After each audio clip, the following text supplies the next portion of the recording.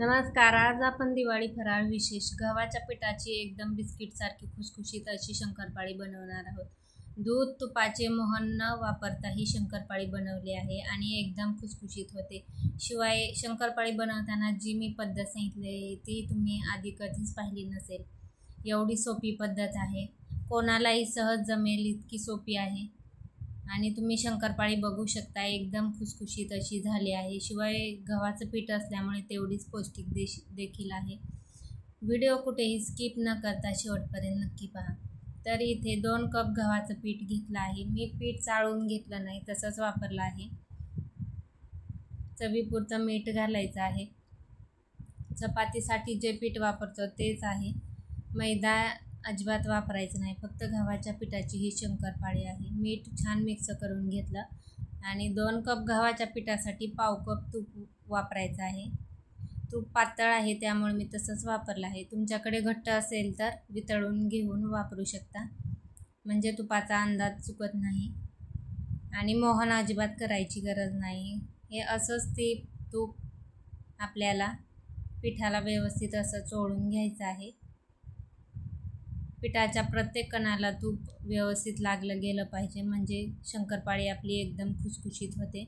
तर बघू शकता, अशा पद्धतीने याचा मुटका होत असेल तर आपलं तूप योग्य प्रमाणात पडलं आहे असं समजायचं. इथे चमचाभर विलायची पावडर घातली आहे आणि पाऊण कप पिठी साखर वापरली आहे.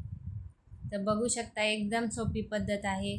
पाण्यामध्ये साखरसुद्धा विरघळायची गरज नाही किंवा दूधसुद्धा वापरायची गरज नाही. फक्त पिठामध्ये पिठी साखर मिक्स करून घ्यायची आहे आणि तूप मिक्स करायचं आहे आणि नॉर्मलच पाणी घेऊन हे पीठ आपल्याला भिजवून घ्यायचं आहे. थोडं थोडं पाणी घालून पीठ व्यवस्थित मळून घ्यायचं आहे, कारण पिठी साखर पिठामध्ये मिक्स केल्यानंतर थोडंसं ओलसर पीठ होतं, त्यामुळे पाणी खूप कमी लागतं. तर फक्त अर्धा कप पाणी लागलं आहे एवढं पीठ मला भिजवायला. आता हे 10 मिनिटं आपण असं साईडला ठेवून देऊया आणि 10 मिनिटानंतर आपण शंकरपाळी बनवायला घेऊया. तर चपातीपेक्षा थोडा मोठा उंडा घ्यायचा आहे आणि पोळपाटावर याची पोळी लाटून घ्यायची आहे. जास्त जाडही लाटायची नाही आणि जास्त पातळही ठेवायची नाही. इथे आपण याची चपाती लाटून घेत आहोत.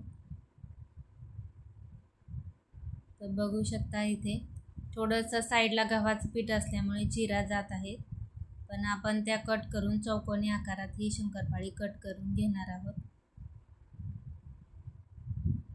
मैदा नसल्यामुळे एकदम पौष्टिक अशी ही शंकरपाळी आहे आणि खायला कोणालाही दिल्यानंतर मैद्याची आहे की गव्हाच्या पिठाची हे कोणालाही कळणार नाही.